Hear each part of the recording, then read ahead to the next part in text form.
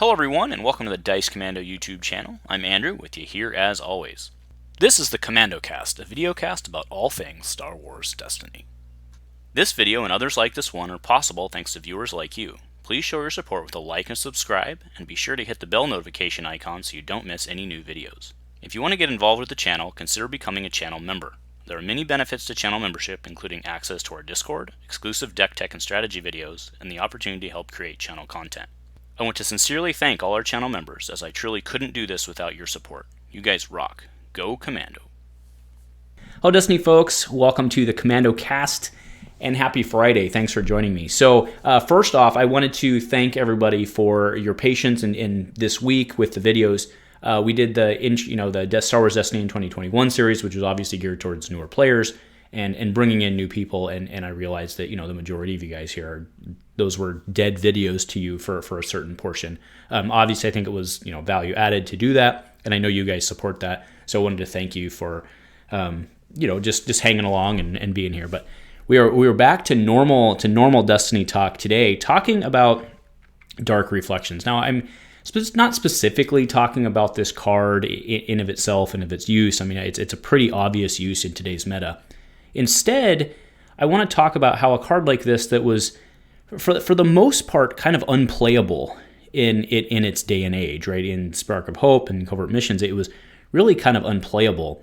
But as of late has become really, I think it's fair to say, a meta staple, right? So what I wanted to talk about today was really what that type of transition means and how it signifies kind of the overall larger shift that we've seen in the game over the last several sets.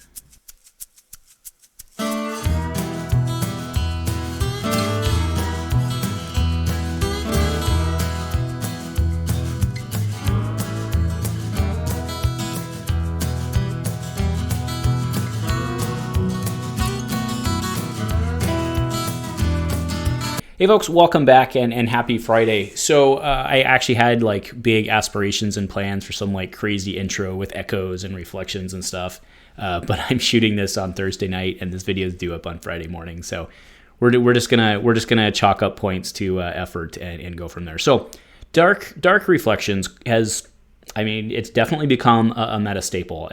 I started using it in my Anakin Leia.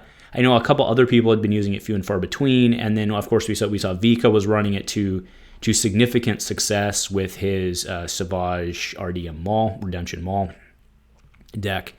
It's pretty functionally good. It's a great card. So basically, how this started was I was asking the question kind of to myself, and then I had a great conversation with, I believe it was Echo 3. If it was somebody else, I apologize, but I'm pretty sure it was Echo 3 after one of our games.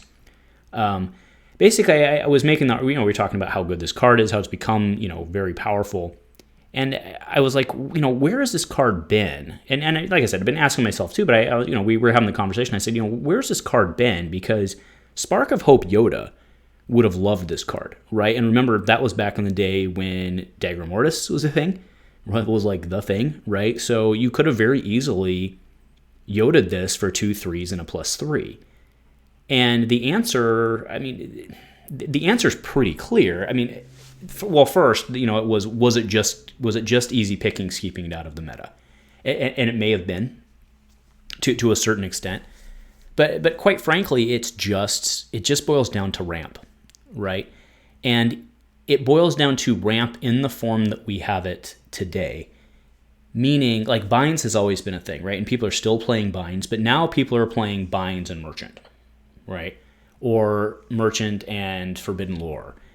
And, right, all of those things, except for merchant, were present during the Dark Reflections Spark of Hope, or during Spark of Hope when Dark Reflections came out. So it wasn't really until, the short answer, and this is what he threw out, and he was right. The short answer is, yeah, it's merchant, right? Merchant has changed it because with binds, you're reducing the cost, right? Binds is effectively a resource, right? You're effectively reducing the cost of an upgrade and netting yourself $1, right? So a 2-drop would leave you $1 in the bank. But functionally, binds generally just lets you play bigger stuff, right? So binds doesn't necessarily make you a resource that you can use, or make you, I should say, an abundance of resources that you can use. But merchant does, right?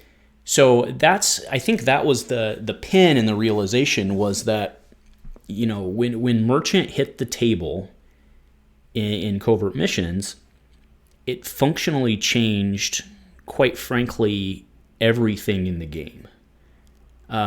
You can see, and again, I'm not a crazy person. I understand that we didn't see much of Dark Reflections, really even until the RDM meta, right? And it obviously Merchant and Dark Reflections was there for covert missions and for Faltering Allegiances. But I think it was, the reason you're seeing it more now is just kind of the perfect storm of how favorable the environment is right now for Mono Blue, which is perfectly fine, like cheers. But it's an interesting point. And again, I don't want to get too hung up on Dark Reflections itself. It's just that Dark Reflections was the, kind of the impetus of like, man, this card's really strong. Why did it not see play before? And the answer, quite frankly, was just the availability of money with characters that had big, impactful sides on which you'd want to play this, right? In the olden days, like the stairs meta or something. And again, I'm harkening back, but you would have played like my Blue Heroes decks, even up through Spark of Hope, generally ran like 1-2 drop event, and it was Beguile, right? And I don't think I'm alone in that. Like maybe some other people ran like Beguile and maybe like a Fatal Blow or something, but you generally didn't see a lot of 2s. And even barring, let's even throw RDM Maul out of this, right? With the obvious, statement of he gets to cheat. So let's ignore him as the argument. But you're seeing Vader play this. You're seeing you saw Anakin Leia play this. It's dead now, but you saw that. It's just, it has to be, right? It has to be the abundance of money. And that's, I think, signified a larger change. And right, what's cool about this is it was a change that FFG, it's an FFG change, like it's an FFG card, right? And the resulting design space after that has all really factored into Merchant being there for the ramp curve, and maybe not the design space as much, but the way that we've been playing our decks, and my point is like presumably the way that they're playtesting decks too, with the abundance of resources. So there's a couple questions there of, one, what happens when Merchant Freighter rotates? Do we have to replace it with something? I would be blown away and not happy if, when ARH chooses their card, their FFG re-legals or whatever you want to call it, right?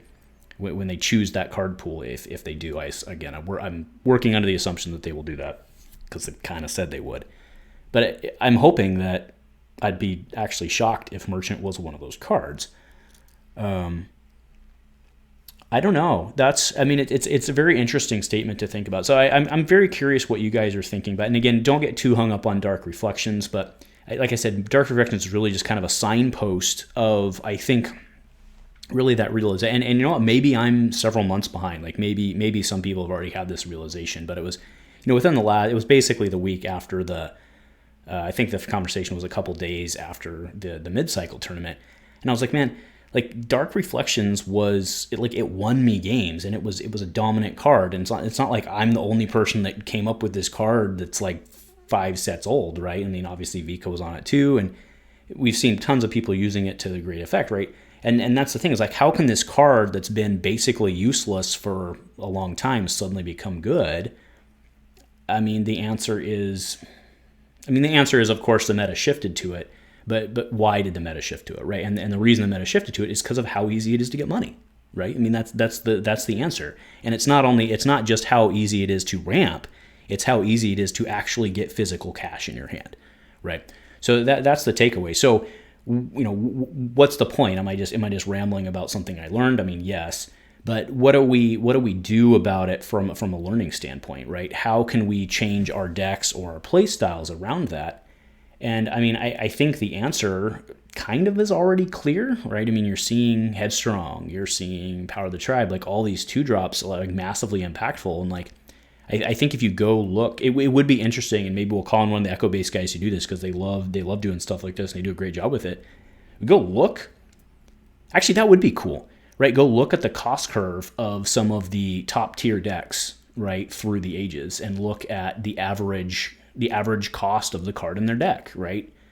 I mean, it's certainly going to be higher, especially with, Xi'an and stuff like that floating around. But I would bet a lot, actually, that you saw a full resource average increase in cost of deck when Merchant Freighter came out. And maybe not directly in CM, but maybe it was after that, right? That would be a very interesting data to see. So there you go, Echo guys. There's another article for you. Or invitations out if you want to come on here and discuss it. We can totally do that. So anyway, like I said, I just wanted to kind of share that because I thought it was a very interesting, like I said, a very interesting signpost of how things have really significantly changed and put us in a very different play space. And I think it makes sense then why the games have slowed down, because for every card like this where it lets you flip into 9 damage, there's 2 more cards, Cough, Headstrong, and Power of the Tribe, and stuff like that let you remove more stuff, right? So I think that's very clear why we're here. And then the question becomes, when Merchant goes away, where are we at? Especially if Merchant's been look at high stakes coming up. Like if Aaron and his team have been designing thinking that 3 resources is basically the average turn, which I think for in many cases it is these days, if they've been designing around that, what happens when the floor falls out? I don't know. Very, very interesting. So totally, let me know what you guys are thinking too. I'm sure I'm not alone on this, but I'd be very, very interested to hear your feedback. So again, thanks folks for being patient this week as we got this out. But again, I think it's for the best for everybody. Plus those resources are there now. So again, thanks guys for being who you are, and go Commando.